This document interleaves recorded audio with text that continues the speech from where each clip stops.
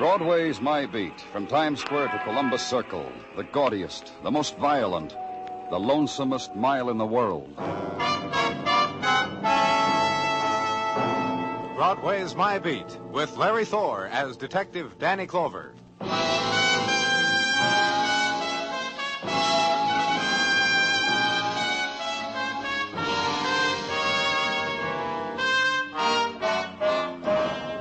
Into February on Broadway now, near the tail end of the winter wind, the frantic wind that drifts, that whips around corners, that gathers itself into squalls out of the secret hiding places it knows, then rushes down alleys searching for what the world has left behind.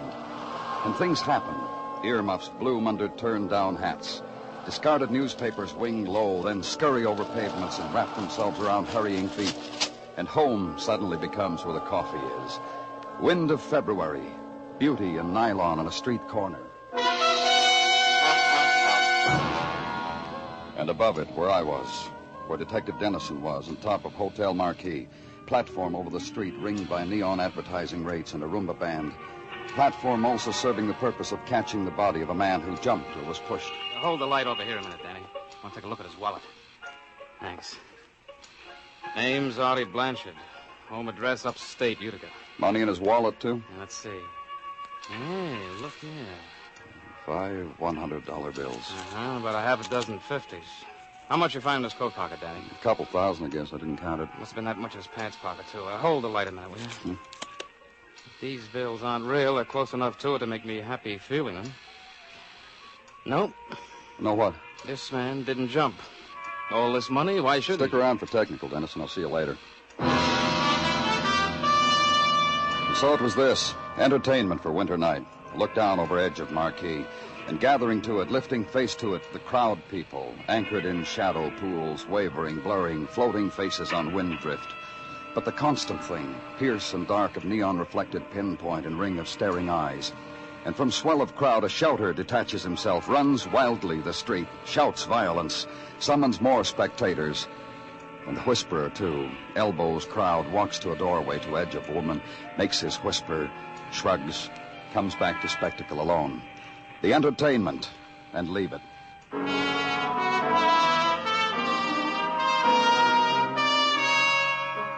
Back into hotel now, and to hotel manager who offers his services freely. The use of himself, his master key, his shock. I can't get used to it. Happens on and off in this hotel. Last time, 6 years ago, a young girl. I took a whole month off. I just can't get used to it. Blanchard's room on this corridor? Yes. Seemed a very usual kind of man, Mr. Blanchard, especially out of the ordinary. For this kind of hotel, I mean. This was his room, Mr. Hochstetter? Yes. Will you open it, please? Yes, I'll open it. I'll get it open for you. Yes, very usual kind of man. And his friend, too, the man who shared this room with... Oh, how unusual. How very, and all that money. All that money just tossed around like across the bed on the dresser. And here, a clump of it on the... Just leave it alone, Mr. Hochstetter. Huh? Oh, yes. I didn't mean to. But you must confess it's startling to walk into a room, a man is dead out there, and there's all those bills just thrown about as if they were confetti. 20s, 10s, 100s, 50s. Oh, you were saying, Mr. Hochstetter. What sort of madness could have hit him? Or maybe it was a kind of joy just before... I meant you were saying someone shared this room with him. Yes. Mr. Joe Tobin. They registered here, let me think, a week ago, from Utica. I believe it was Utica. I can check. Don't bother yourself. From Utica.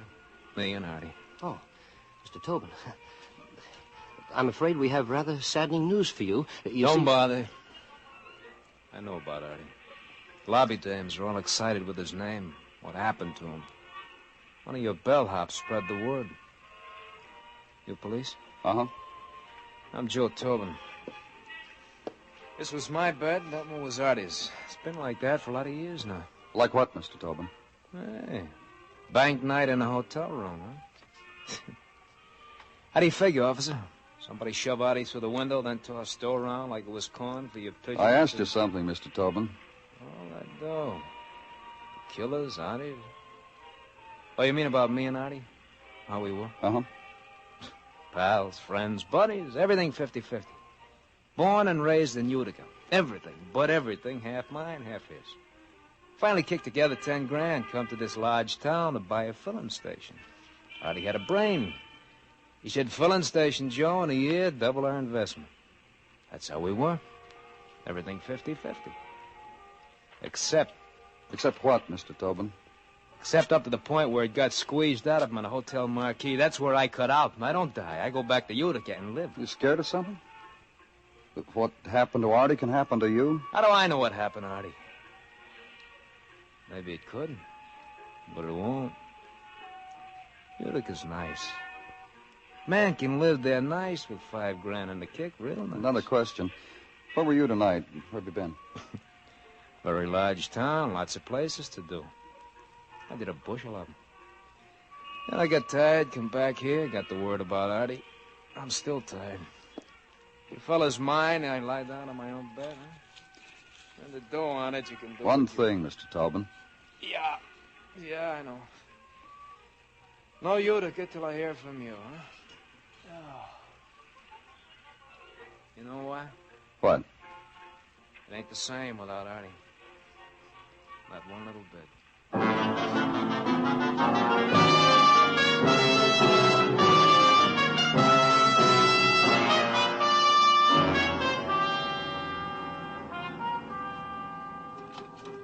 Danny? Good morning, Gino. Yeah, what's the good word? Danny, if I am green this morning, blame it on my chlorophyll. That's a good word? On my soap, Danny, for I am not a greedy man. What are you talking about? This morning, before you came in, I counted $25,000, of which not a cent belonged to me. So if green is the color of Tartaglia, blame it on... That's how much money Blanchard had with him, not $25,000. On his person, plus what was found in his room. $25,212, of which not a sou was counterfeit. You know the last time I saw that much money, Danny? Well, please tell me. When I visited my cousin Kendall. The one from Baltimore? That's right. The one with the bad table manners. The wealthy Tartaglia. He opened his safe for me once for my birthday and showed me. Can you imagine a man who can't even write his name Gino. and ask him for the time of day? You think he'll give it to you? Gino, please. With him, it's always just before 3 o'clock so he can go to the bank and cash another check. With him, it's all... Danny Clover speaking. This is Mrs. Miller. Yeah? Mrs. Dorothy Miller, 1612 East 27th. Yes, Mrs. Miller. What can I do for you? I read this morning that Mr. Blanchard is dead, that you found him on his hotel marquee. Well, that's right. What about it? I was with him last night. My address is 16... I have it. I'll be right there. Of course you will. Bye.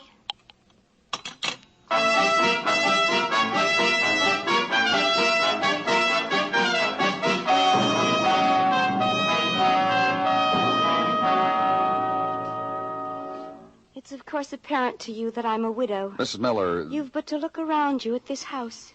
Its femininity, its graciousness. The fact that there is nothing, no trace of a man in it. You notice? Not for many months now. On the phone, you said you were with Mr. Blanchard last night. I'm coming to that. Do you mind? All right, go on. My husband, Les his name was, Les Miller, he died a year ago. And he left me this place and a filling station, and his dying words were, "Marry again, Dorothy. You must not remember things. Marry again." The filling station, Mrs. Miller, the one you were going to sell to Artie Blanchard? How could you have possibly known? Just tell me about Mr. Blanchard, and about last night. But I'm coming to that. Let's make it now, huh, Mrs. Miller? If you insist. I've tried to get rid of that thing for months now. Not that it didn't bring in a nice income and all for a while. Make it possible for me to do things, gay things I hadn't done when Les was around. Things Les would have died before his time if he'd known. But it became a yoke around my neck, and it began to lose money. After all, a woman is hardly cut out to compete on this level in a man's world. And you know... You offered it for sale, and Blanchard came to you to buy, and you went out with him last night. Of course. We set our deal, made arrangements to sign the papers today. He said something of a partner, and then he suggested we celebrate the occasion. Just Artie and I. He was... Oh, what's the use of thinking about it? He's dead now. He was what, Mrs. Miller? You know, gay and flippant, little jokes. On team, sort of, and whispered into the ear. And I was having a very lovely time until... Until what? Until we went to a place I know on Broadway. A dance place with a jukebox and drinks in shadowy curtained little booths and Chinese food. And Tommy came up to us. Tommy? Tommy Jordan. Sweet. He's a boy I met when I was doing Broadway one night. And Tommy remembered me. Tell me about Tommy. Sweet. And I remembered him, too. You know where he lives? On the second floor on West 43rd, corner of 9th Avenue. He once invited me to a party there, but of course I didn't go. And Tommy came up to you and Mr. Blanchard last night. And I introduced him to Artie, and Artie invited him to a drink. He was nice. And then something about a crap game passed between them. And suddenly I was alone, all over again. How dear that Artie. Yes, Mrs. Miller? Oh, but what's the use of thinking about it now? He's dead now. That's all, Mr. Clover. That's all I had to tell you people. But if you see Tommy, please be gentle with him.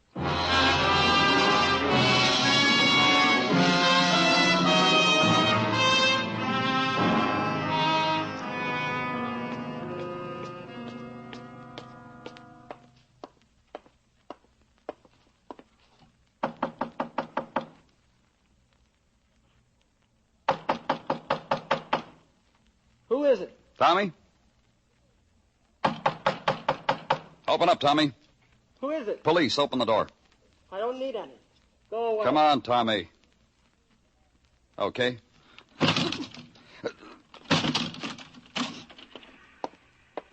So you're a strong man. So what did it get you? Get down from that window, son. One more step closer and I'm going to jump. Why? Get out of here, that's all. You jump, you'll wind up with a pair of broken legs, that's all. One story up, not so high. You want me to meet you down in the alley or what? Which is it gonna be?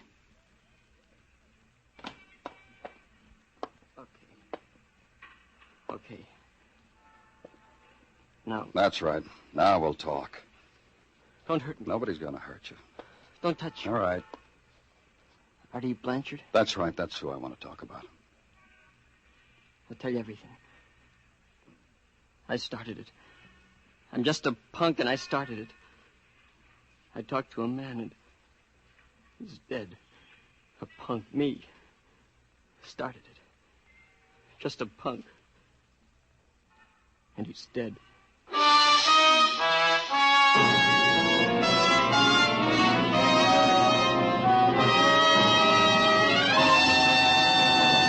You are listening to Broadway's My Beat, written by Morton Fine and David Friedkin, and starring Larry Thor as Detective Danny Clover. When choosing a career, most people want to be sure that they'll have a job when they're through studying. That's why the nursing profession is such an ideal one for young women who are high school graduates and in good health. After only 3 years of study, graduate nurses can find plenty of job opportunities in many interesting fields. For information on your chances in the nursing profession, inquire at your nearest hospital or nursing school.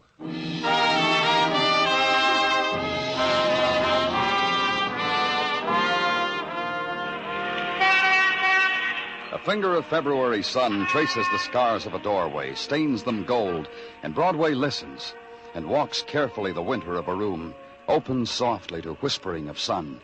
This could be what was waited for, longed for, held in wind-driven solitude. When delight will be measured once more in heat shimmer and slow drift of white cloud, when 1,000,000 suns will fling gold against pavement and lie on the cheeks of summer women. So throw wide the door, and you were mistaken.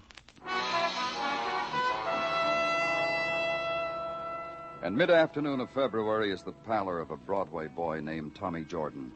In the room of Tommy Jordan, room of peeling wallpaper and light bulbs shaded with photo from movie magazine and grimy souvenirs of his street, leather pillow, stack of magazines. Room where I was and Tommy, and in a little while, Detective Dennison. You want something, Sonny? Cigarette? Glass of water? Name it, Sonny. It's yours. Go somewhere and die, huh? Oh, just worried about you, kid. The way you look. Last time I saw you, you were fancier. Younger, too. How old are you, Tommy? Older, like he said. I'm 19 since the last time he picked me up. You're going to let me talk? Sure, Tommy. You said you wanted to talk about Artie Blanchard. I didn't kill him. It's like I told you. Maybe I pointed a man on the way, but I didn't kill him. All right, kid. No argument. You're a punk, and you did something that got a man tossed out of a hotel window. That's a place for a man to die, on a hotel marquee. So we're agreed on everything Take now. it easy, Dennis. Tommy? Last night I got word there was a crap game to be had on for fun lovers. Well-heeled fun lovers. When the word hit me, I found someone. Hit him with Artie Blanchard? him. Funny the way he walked right out on that Mrs. Miller. People like to know about things like that. I touch their shoulder, whisper to them about it, and they leave women. Where was the game? You know, I've been so nervous and excited since I read Artie was dead. Everything else just ran out of my brain. I clean forgot where the game was last night. Maybe this you'll remember. Who else was in the game? All I know is Artie. He gave me 50 for the tip. Look, Tommy, not forgetting you're 19 and all, and you're pale and nervous and just a punk kid with dirt in your ears. Answer it, Tommy. Oh, look, what difference is a phone call now? Here, talk. Hello? Yeah, this is Tommy. Listen. Never see forgive me. You want to say something, Tommy? Uh-huh. That's a good kid. Bob Murray kid. Tonight's game, 6 o'clock. Empty store on 10th Avenue. Moreland's novelty spelled right across the window. You got that? Uh-huh. Whisper a word in a couple of ears. Oh, hey, another thing. No more hotsy-totsies like that Blanchard. The gamesters are sad from this type. Happy dreams, kid. Get your coat, Tommy. You're going out. So book him. Tommy Jordan, boy from Broadway, purveyor of odds and ends, tout to those with frayed imaginations. Conductor of tours round the clock with refreshments on the hour. Tommy Jordan, middleman for the moody. Book him and leave him. Back to the office, desk, pencil work. Work, segment of life devoted to the principle of the carbon paper and the triplicate, and to the coffee and cardboard container, and the ham on rye, sips and bites between erasures, which also consumes time, which erases the day, which causes the night. Other chores. Squad car with 5 policemen ride through City Street, downtown to 10th Avenue, to empty store, once where novelties were sold. Park, place the men, 2 in front, 2 in back. Walk over to the front entrance with Detective Dennison. Yeah? Bob Murray? Yeah. Tommy said there was a game. Tommy Jordan. Hurry up in. Uh-oh. Just leave the door open, mister. The 2 boys in blue belong to us. They're getting cold. Yeah. Come on in, fellas. Now, let's all of us go in. Such a good game we're having. Where do you guys have to louse up In the back. Yeah. Come on, I'll show you. You guys, I swear, Fellas. A raid, boys. That's nice. It's real nice. Open the back door for them, officer. Take them downtown. I'm sorry, fellas. You stay here, Murray. Snap it up, boys. Snap it up. Wait for me, Dennis, and I'll give you Murray in a few minutes. Is it just a little game? Yeah, maybe a couple thousand on that table. So, we're in that income tax bracket. So? So tell me about last night's game. What game? No different. About a man named Artie Blanchard. He win. He's dead. Yeah? So I don't read the paper, so? You kill him? I'm a hard loser, mister, but not that hard. How much do you lose? 12 G's, more or less. How much did Blanchard win altogether? I don't know. Cleaned everybody. Artie had a hot fist all night. Who was playing? Just a small game. Yeah, I know, but who? Oh, let me see. Teddy Webster. The Lucas brothers, me, and Artie. That's all. You know where I can get in touch with these people? You're asking for my cooperation, huh? I asked you something. Wait, sure. I'll tell you where. I'm glad for the opportunity to help.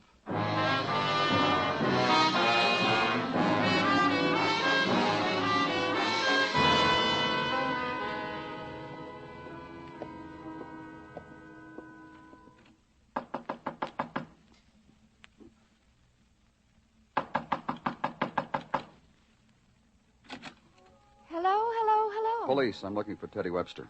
But I'm Teddy, for Theodora. Surprised? Yes. Delighted?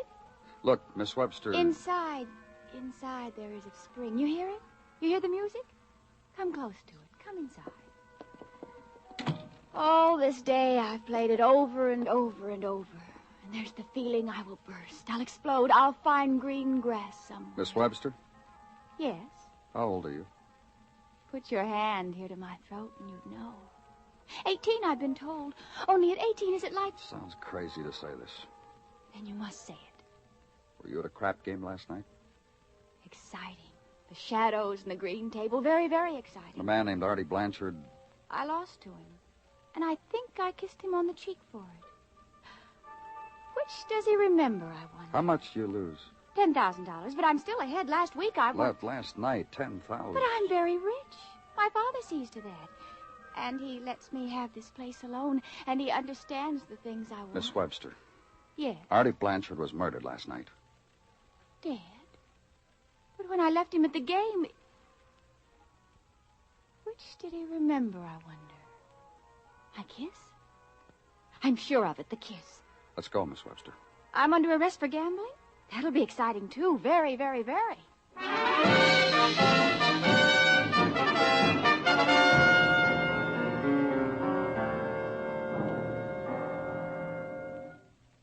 All I'm asking you to do is be quiet, that's all. Okay, let's try it softly, Mr. Lucas. How much did you lose at the dice game last night? How much did... Please, you want to wake my brother? In about 2 minutes, yeah. Give him the 2 minutes, huh? He's tired. He was figuring a system for Vegas. It tired him out. Very fine mathematical brain, but it tires him. How about last night? He get real tired? Not very, no. He hardly got to hold the dice. That Blanchard was, very hot. My brother Ray must have dropped maybe 14 G's. He stood there trying to figure out by mathematics how to stop this guy Blanchard. How much did you lose, Mr. Lucas? Compared to Ray, I practically won. I lost 4 G's. Let's go wake Ray, huh? Oh, we have to? We have to. Ray, wake up. That's the boy. We're arrested, Ray.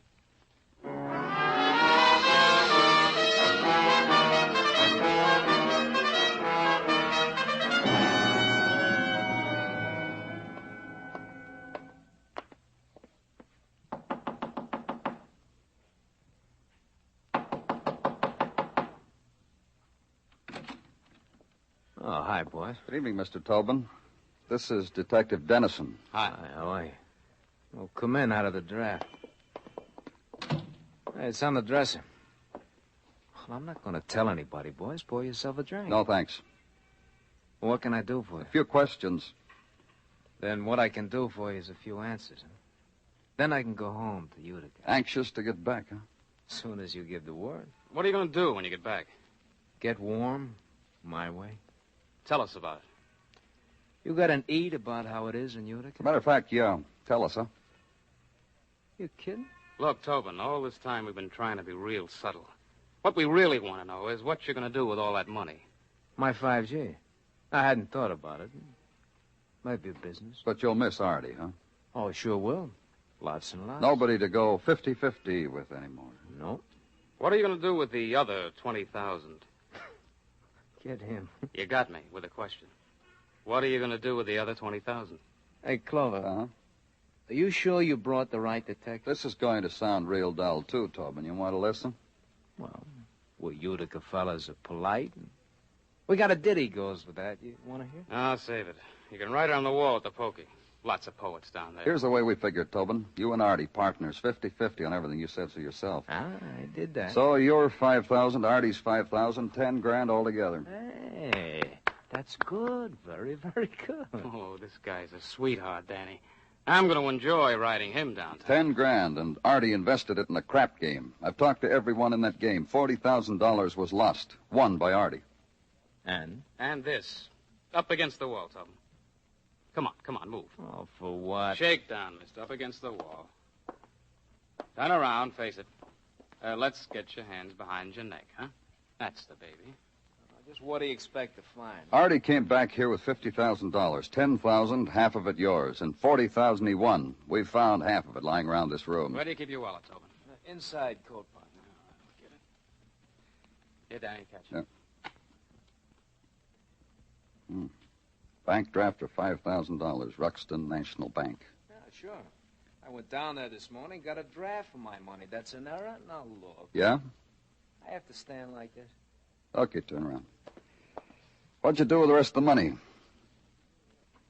Ruxton National Bank, Dennison called. Right.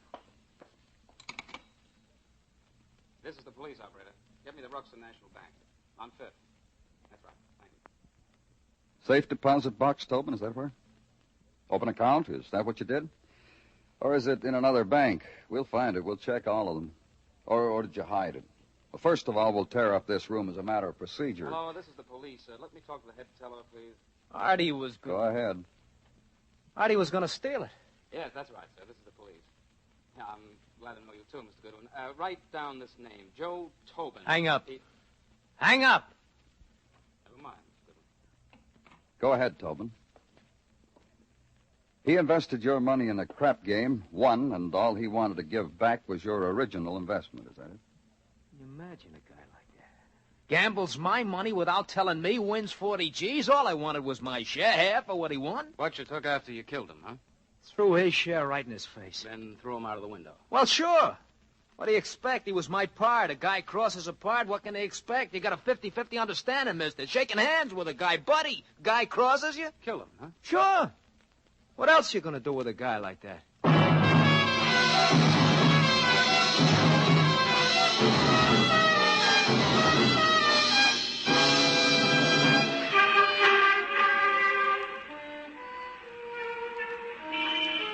Broadway's given up now.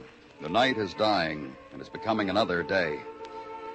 And for an hour, the Fury lies sleeping.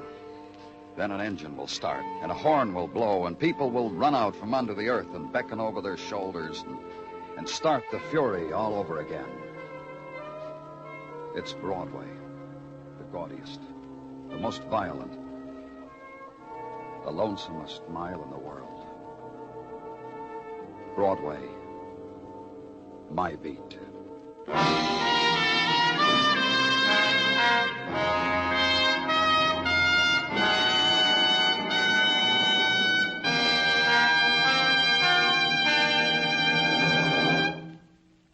Broadway's My Beat stars Larry Thor as Detective Danny Clover, with Charles Calvert as Tartaglia and Jack Crucian as Muggavan.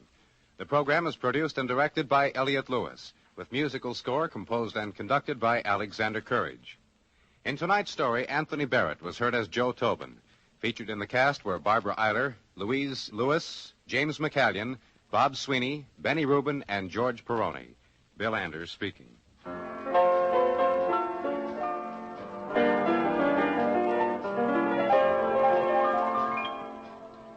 Every Monday at the Star's Address, CBS Radio presents the Dean of the Drama programs, Lux Radio Theater, over most of these same stations. This Monday night is no exception. For Screenland personalities and another full adaptation of an outstanding motion picture, be sure to be listening. Monday nights, it's Lux Radio Theater on CBS Radio. Stay tuned now for the Vaughn Monroe Show, which follows immediately over most of these same stations.